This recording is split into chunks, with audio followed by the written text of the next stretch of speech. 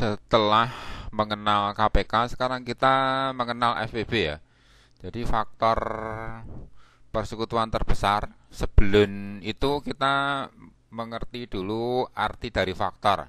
Faktor itu pembagi ya. Jadi 8 misalnya itu bisa dibagi 1, bisa dibagi 2, bisa dibagi 4, bisa dibagi 8. 8 itu 1 kali 8, 2 kali 4. 12 itu 1 kali 12.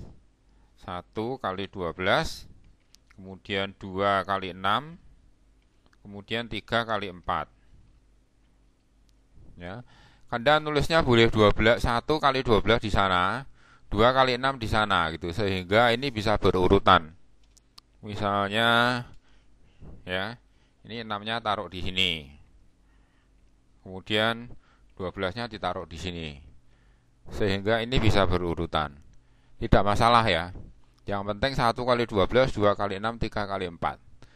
Kemudian karena semua bilangan itu bisa dibagi 1, satunya tidak usah ditulis, tidak apa-apa. Yang penting faktor persekutuan dari 8 dan 12 bisa kita lihat berapa? 2 dan 4. Yang terbesar ya tentu saja yang terbesar 4. Ya, ini 2 dan 4 kan besar 4. Kemudian kalau 9 itu 1, 9. 1 kali 9 maksudnya 3 kali 3 dan 9. 12 1 kali 12, 2 kali 6, 3 kali 4. Begitu. Ya. Kemudian faktor persekutuannya itu 3. Yang terbesar ya tentu saja 3. Kenapa? Ya karena faktornya cuma 1, cuma 3 aja. Ya, kita berikutnya kita lihat ini. Faktor dari 8.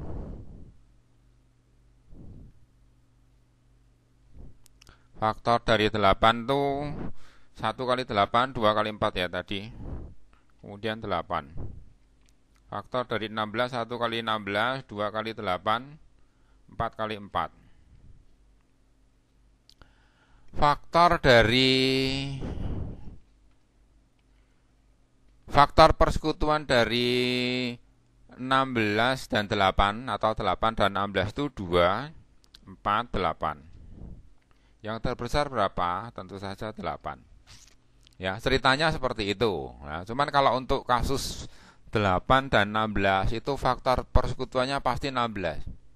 Nggak usah diruntut begini juga kita tahu. Ini juga 12. Kenapa begitu?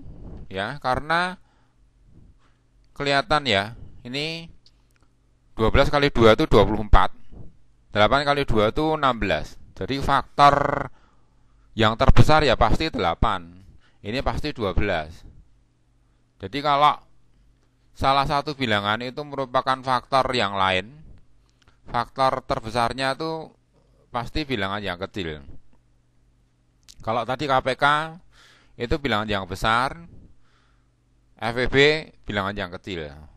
Kenapa bisa seperti itu? Ya, pengertian faktor itu pembagi. Jadi ini 15, ini 12. Nanti boleh dilihat yang KPK lagi ya.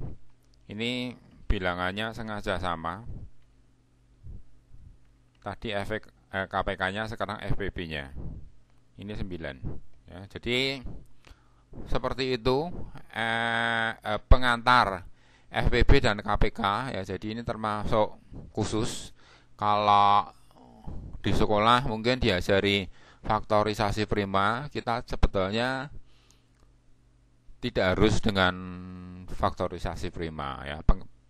Awalnya dengan pemahaman dulu, kelipatan itu apa, faktor itu apa. Setelah itu kita bisa cari kelipatan persekutuan, faktor persekutuan, juga KPK dan FPB-nya.